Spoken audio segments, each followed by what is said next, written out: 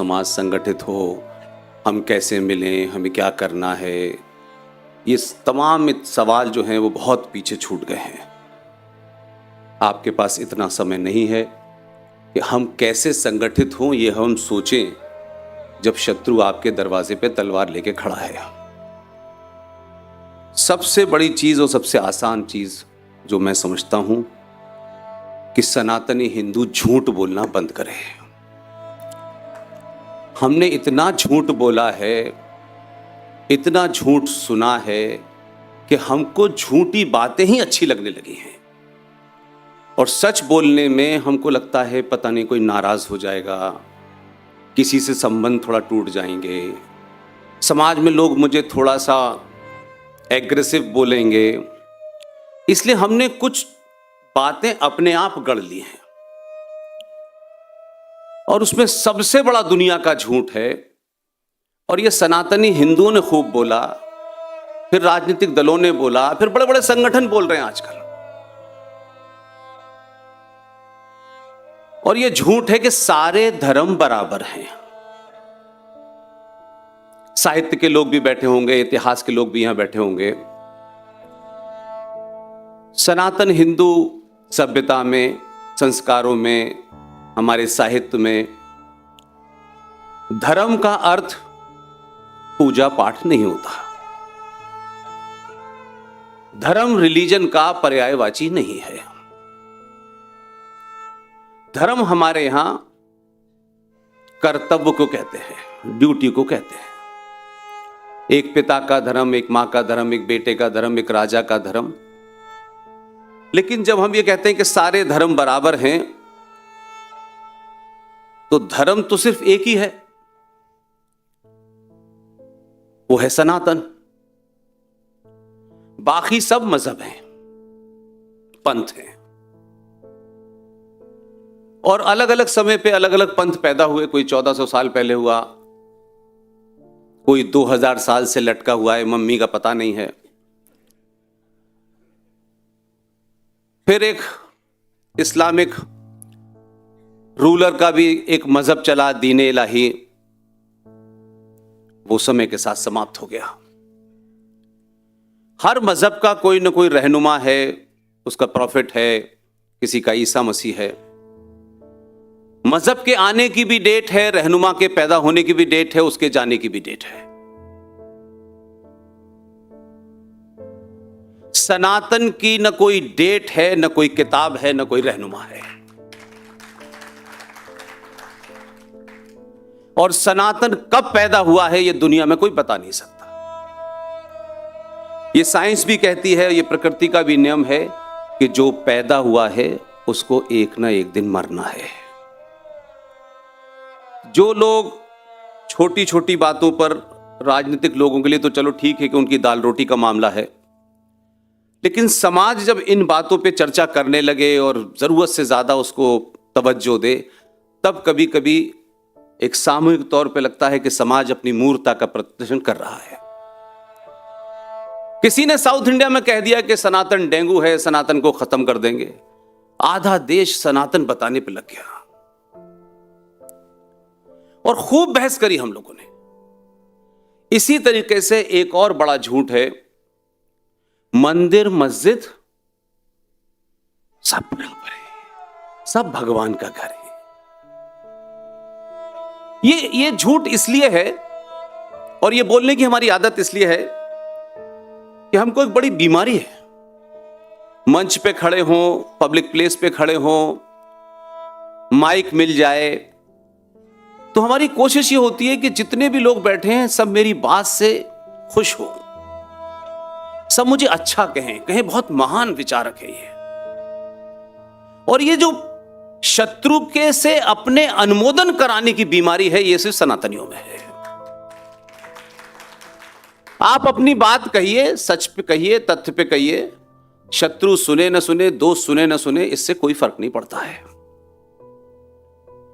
तो ऐसे नैरेटिव हमने अपने ही समाज में चलाए हुए हैं। हम हर बात पे चर्चा कर सकते हैं। ये तो भला हो इस सरकार में दो लोगों को एक ऐसी जगह बिठाया जहां बड़े सारे डॉक्यूमेंट रखे हुए थे। एक प्रोफेसर कपिल कुमार और एक प्रोफेसर मक्खनलाल। अब मैं नहीं जानता कि सत्ता के शीर्ष पे बैठने वालों को इनके बारे में पहले से अंदाजा होगा। इन दो लोगों को फूल वाले चचा का घर 3 मूर्ति में बैठा दिया, जिसके कारण वो तमाम सारी ओरिजिनल सोर्स, वो डॉक्यूमेंट जो अब तक किसी के हाथ नहीं लगे थे, वो अब लग रहे हैं। तो ऐसी चीजें कि कहीं इरफान हबीब ने लिख दिया, कहीं रोमिला थापर ने लिख दिया, तो पूरा समाज उन लिखे हुए लोग, 29 साल की उम्र में रोमिला थापर जो है भारत का इतिहास लिख रही है, और वो खुद अपनी किताब में लिखती है कि मैं इंग्लैंड गई थी भारत को समझने के लिए। अब ऐसे लोगों का हम इतिहास लिख रहे हैं और पढ़ रहे हैं और उस पर चर्चा कर रहे हैं, तो कम से कम जो प्रोफेसर मक्खनलाल, जो इत्तेफाक से अलीगढ़ मुस्लिम विश्वविद्यालय में थे, मेरा जन्म अलीगढ़ मुस्लिम विश्वविद्यालय का है, मैं उसी स्कूल से पढ़ के आया हूं जहां कुरान मजीद, नमाज, रोजा, ये सब हमारी जिंदगी का हिस्सा था, इसलिए तो कोई कंफ्यूजन नहीं है मुझे। प्रोफेसर कपिल कुमार मक्खनलाल जी ने एक क्रोनोलॉजी दी कि किस तरीके से 1857 के बाद कास्ट की सारी बातें कही, लेकिन उसमें एक पॉइंट ऐड मैंने कहा मक्खनलाल जी से, उन्होंने कहा वो आप कहिएगा कि 1857 में जो क्रांति हुई उससे अंग्रेज ने घबराकर बहुत सारे काम किए जिनका जिक्र प्रोफेसर मक्खनलाल ने किया, और उसकी आखिरी परिणति यह हुई कि इटावा नाम की एक जगह है, वहां एक कलेक्टर था जो अंग्रेजों के खुफिया विभाग में काम करता था। उस आदमी ने इंडियन नेशनल कांग्रेस की नींव रखी, और यह तलाशा गया कि कौन लोग हैं जो शाम के 5-6 बजे के बाद विशेष जल पीते हैं, किनको डांस करना है, किनको अंग्रेजी आती है, ऐसे लोगों का एक क्लब बनाया। तो इंडियन नेशनल कांग्रेस शुरू में एक क्लब थी लाइक माइंडेड लोगों की, और ये इसलिए बनाया गया ताकि अंग्रेजों और भारत के स्वतंत्रता सेनानियों के बीच में जब भी कोई सशस्त्र वाला मामला आएगा तो इंडियन नेशनल कांग्रेस बीच में निगोशिएट करेगी। 1885 में वो ह्यूम कांग्रेस को बनाता है, 5-5 अध्यक्ष अंग्रेज रहते हैं, और आज भी हम ये मानते हैं कि इंडियन नेशनल कांग्रेस भारत की आजादी के लिए बनी थी। और उसके बाद एक कहीं बता दिया गया, ये पता नहीं किसने बोला, कहां बोला, कैसे बोला, पूरी एक 70-75 साल निकल गए, कई लोग चले गए बेचारे। जिस राष्ट्र को, जिस देश को अपने जन्म लेने वाले दिन का भी नहीं पता, उसकी यही दुर्गति होती है। आज भी हम कहते हैं 15 अगस्त 1947 को भारत आजाद हुआ, आज भी कहते हैं भारत का स्वतंत्रता दिवस 15 अगस्त को है। दुनिया के किसी डॉक्यूमेंट में नहीं लिखा कि 15 अगस्त 1947 को भारत आजाद हुआ है, किसी डॉक्यूमेंट में नहीं है, लेकिन ये चल रहा है। और हम वैसे भगवान के ऊपर, सरस्वती की पूजा कैसे होनी चाहिए, कितने बजे पानी चढ़ना, इस पे इतनी बहस करते हैं, लेकिन अपने देश के जन्म की डेट भी करेक्ट नहीं है, उसको चला रहे हैं। 15 अगस्त 1947 को ट्रांसफर ऑफ पावर हुआ है, और ट्रांसफर ऑफ पावर और स्वतंत्रता में जमीन आसमान का फर्क है। और इसका एक प्रमाण है कि 28 अप्रैल 1948, 28 अप्रैल 1948 को जवाहरलाल नेहरू बकौल प्राइम मिनिस्टर क्लेमेंट एटली को चिट्ठी लिख रहे हैं, और यह डॉक्यूमेंट क्लेमेंट एटली के कैबिनेट मीटिंग से निकला हुआ है। उस मीटिंग में लिख रहे हैं कि माउंटबेटन साहब का ट्रांसफर बर्मा हो गया है, तो महामहिम मैं आपसे अनुमति चाहता हूं, आपसे अनुमोदन चाहता हूं कि बंगाल के गवर्नर सी चक्रवर्ती गोपालाचार्य को भारत का गवर्नर जनरल नियुक्त किया जाए। ये 1948 में हो रहा है। हमारी फौजों का 54, 56, 57 तक जनरल और एयरफोर्स का एयर चीफ सब अंग्रेज थे, लेकिन ये चल रहा है और हम सब गा रहे हैं, बहुत अच्छा है, सब कुछ हो रहा है, लेकिन बार बार ये कहते हैं बच्चे को हमें सच बोलना है, हमें सच बोलना है, लेकिन सच आपको पता ही नहीं है और ना हमने इसकी कभी कोशिश की कि हम जान जाएं। वही हिंदू समाज, मुसलमान कम से कम ईमानदार हैं, जो कहते हैं वो करते हैं। आप बेईमान हैं, हम बेईमान हैं, इसलिए हमारी दुर्गति हो रही है। मुसलमानों ने खूब चिल्ला चिल्ला के कहा कि Islam is religion of peace. Spelling आपने गलत समझी, उसमें उनकी क्या गलती है? कोई गलती नहीं है। और कहां क्या मार्केटिंग है, कोका कोला भी नहीं कर पाई। मोहम्मद साहब के दामाद यानी उनकी बेटी फातिमा के शौहर अली, तब तो ना आरएसएस थी, ना बीजेपी थी, ना रामलाल थे, ना श्यामलाल थे, ना तोफैल भाई थे, कोई था ही नहीं। फजर की नमाज होती है सुबह 4:30 बजे। जब अली उनके दामाद नमाज पढ़ने मस्जिद में गए तो तलवार से उनकी गर्दन कोई रामलाल ने नहीं काटी, तब उन्हीं के लोगों ने काटी। उनका पहला खलीफा, दूसरा खलीफा, तीसरा खलीफा, चौथा खलीफा, सबकी गर्दनें कटी।